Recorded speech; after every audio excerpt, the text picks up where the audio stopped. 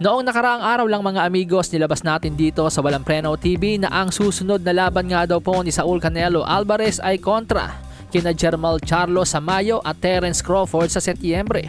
Ayon po yan sa report ni Salvador Rodriguez ng ESPN.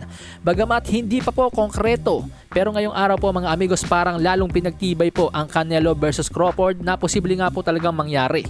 Posibleng nakakasana talaga. Ito ay matapos ibalita ni boxing insider Dan Rafael na dini-activate na nga daw po ni Errol Spence Jr. ang kanyang rematch clause kay Terence Crawford.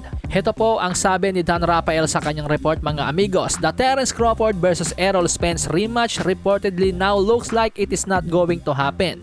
It's claimed that this due to a variety of reasons, including the fact Errol Spence recently had cataract surgery. Pero may mga narinig din po ako mga amigos na isa daw po sa mga dahilan kaya hindi matutuloy itong rematch ni Spence at Crawford ay dahil sa kakulangan po ng public demand dahil nga po naging one-sided yung unang laban nila. Tapos ang laki pa daw po ng hinihinging premyo ni Errol Spence at Terence Crawford na maging ang mga big shots sa Saudi ay hindi po willing maglabas ng pera para isagawa ang rematch ni Terence Crawford at Errol Spence.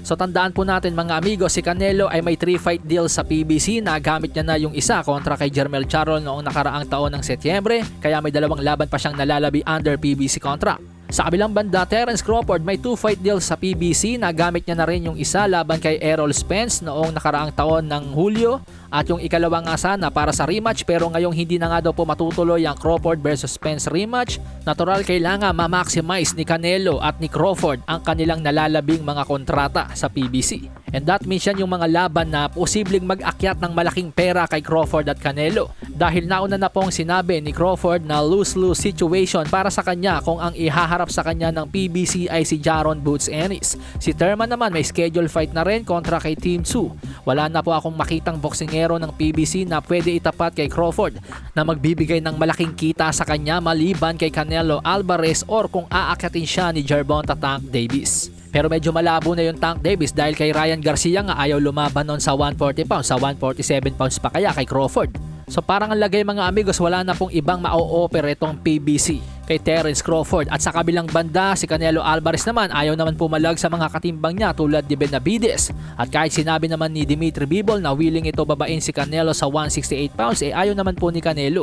Kaya ang nakikita ko rito mga amigos, upang mapulpil naman po ni Canelo yung 3-fight deal niya sa PBC, hindi na po ako magtataka kung si Jermall Charlo talaga at Terence Crawford ang nakaline up para kay Canelo. Malasahin ang baraha, patunayan mo sa'kin ha. Sino man